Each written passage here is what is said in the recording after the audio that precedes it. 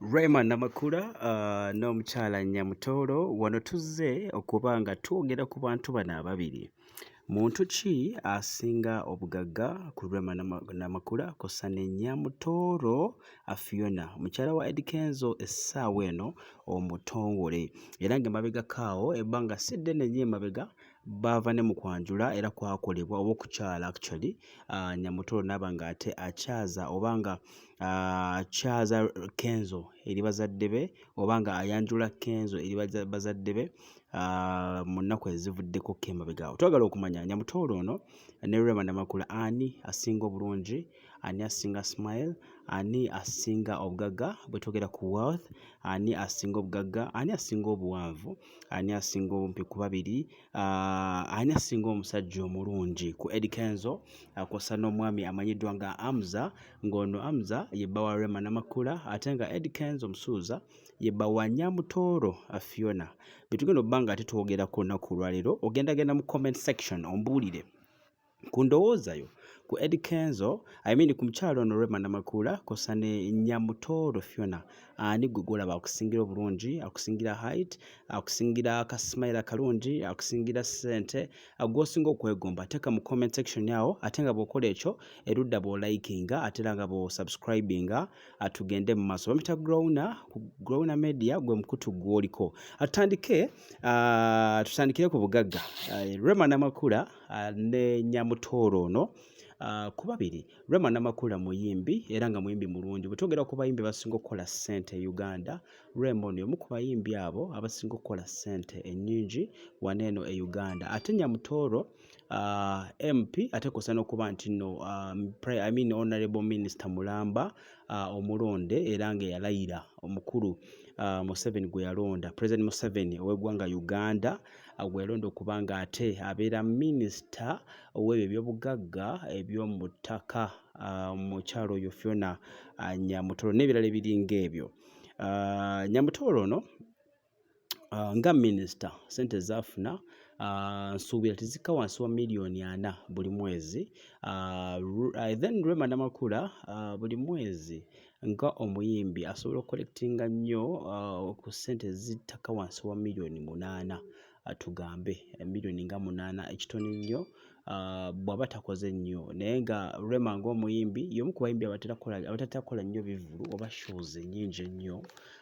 So tumuteeka awo ku miliyoni 8-10 omwezi yadde nga asobola okukola emiliyoni 4 omwezi. Wabula Nyamutoolo omusaala gwe gw'afuna buli mwezi tegukka wansi wa miliyoni 40. Kitegeeza Nyamutoolo bwe twogera ku ssente asinga ku Rema Namakula. Bwe twogera ku bugagga oba ennyingiza Nyamutoolo asinga ku Rema Namakula. Bw'oba nga bubonero awo tujja kuwa Nyamutoolo obubonero 10, Rema tumuwe obubonero 4 ku nsonga y'ensimbi ey'obugagga. Then bwe twogera ku height ani asinga obuwanvu wakati wa Rema ono kw'ossa ne Nyamutoolo Fiona ono mukyala wa Kenzo.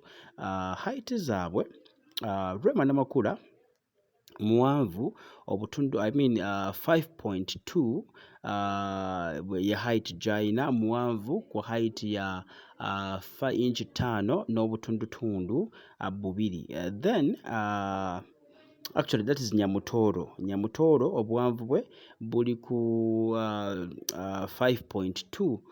Then Rema Namakula obuwanvu bwe ali ku 3.8. That is inchi 3 n'obutundutundu 8. Bwe tugera ku smile Nyamutoolo alina amannya amalungi era nga mukyala mulungi okusinza ku ka smile k'alina ka portraying nga baba smilinga olaba nti amannyo geego agashanana bulungi si manene matonotono. Kitegeeza smile y'essimbi. Era bwe twogera ku Rema Namakula still bw'olaba smile ya Rema amannyo geego gali mu layini y'emu meeru bulungi gamasamasa bulungi nnyo nga bwe kyetaagisa. Kitegeeza galabira bulungi nnyo era agafaako bulungi nnyo. Meaning Rema ono ne Nyamutoolo bayinza okusibagana bwe twogera ku mannyo oba ka smile ke baportrayinga. Rema alinamu kaddimpo yadde nga Nyamutoolo talinayo kaddimpo naye nga smile zaabwe nnungi kubanga bwe basmilinga naawe owulira ng'ate onyumirwa bulungi nnyo nnyo nnyo nnyo. Kitegeezaawo Nyamutoro tujja kumuwaawo 10 ne Rema tujja kumuwaawo naye 10 ku smile, ndowooza basibaganyaawo.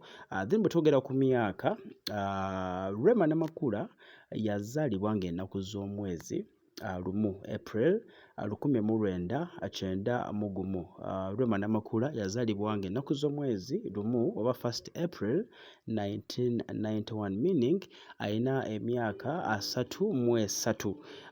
Then bwe twogera ku Nyamutoro, Nyamutoro ono ayina emyaka si mingi nnyo, emyaka gye 37 gy'ayina omukyala Nyamutoro ayina emyaka 37, meaning difference eyinza okuba ya myaka ng'ena. Nyamutoro ayina 37, asingako ku Rema obukulu. Rema Namakula ayina emyaka 33 ku myaka, ndowooza we tuli. Bwe twogera ku abaami baabwe, Eddy Kenzo ne Amza. Eddy Kenzo omusajja mulungi, bw'omulaba bw'omutunuulira obulungi, ayina ekirevu, ayambala bulungi. Bwe twogera ku kwambala, yadde nga ye ayambala nnyo engoye ezirabika nga eza leisure ate okwawukanako ne Amza. Wabula Amza ono musajja wa masuuti, abasinga mumanyi era mumulaba kirevu akiyina, akipepeta bulungi nnyo, n'asala akakaati ke akawalaata ke wakati awo, n'aba ng'ate anyuma bulungi nnyo. So bwe twogera ku bulungi, nze ng'omu ku balungi abo, Amza ayinza okuba mulungi okusinga ku Eddy Kenzo. I'm sorry to say, ndi musajja yadde ndabika nange mba ngiraba, naye nga omukulu Amza alabika bulungi nnyo obaolyawo okusinga ku Eddy Kenzo, yadde nga ne Kenzo naye alabika bulungi ennyo. Tujja kugamba nti Amza, Rema omwami we ayinza omuweesa points eziyinza obbeera nga8, tugambe 8.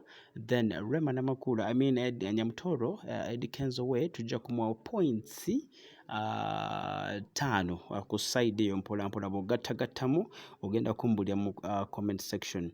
Wife material, Rema ne Nyamutoro bonna baagala. Rema ayagala bbaawe nga bw'owulira, afumbyeko mu malya ag'enjawulo. Nyamutoro afumbyeko mu ddya limu. Kitegeeza Rema ono okubeera wife material tumulabyekoko, kitegeeza asobola okubeera wife material mulungi, kubanga agezezza kulaba nti nno yonna gy'abadde abadde omukyalo omulungi. Nyamutoro twakamulaba bulabi mu bufumbo, katulindeko tulabe ate bw'anaabeera ng'ali ne Eddy Kenzo akaseera ke banaamala nga bali bonna, awo tujja okumanya nti ono naye wife material mulungi nnyo. Wabula mu ndabika n'omukufaayo kw'ayina kiraga nti mukyala asobera wife material omulungi. Awo Rema tujja kumuwa obubonero, ndowooza 10. Then omukulu Nyamutoro tumuwe obubonero ndowooza 8 mu mbeera bw'etyo mpola mpola. Bwe twogera ku ssente, wealth, ebyobugagga, twakyogeddeko dda, ndowooza ekyo already mwakitegedde bulungi nnyo. Ani ali happy ku babiri? Eddy Kenzo ali happy oba Nyamutoro ali happy oba Rema Namakula yali very happy? Right now buli omu alina omuntu gw'ayina, yadde nga Rema ayise mu maziga ag'enjawulo, omusajja yamulekawo n'amala ebbanga ddene nga tali naye, agenda okudda nga bamupasudde dda omusawo. Then ndowooza bwe twogera ku ekyo, Nyamutoro ayinza okuba ali happy nnyo kubanga era yakakyaza omusajja eri mu bazadde be n'amwanjula. Kitegeeza ayinza okuba ali happy nnyo oba oliawo Rema kino yakikola mu kusooka, yakakikola emirundi 2. Kitegeezaawo beauty kyekyo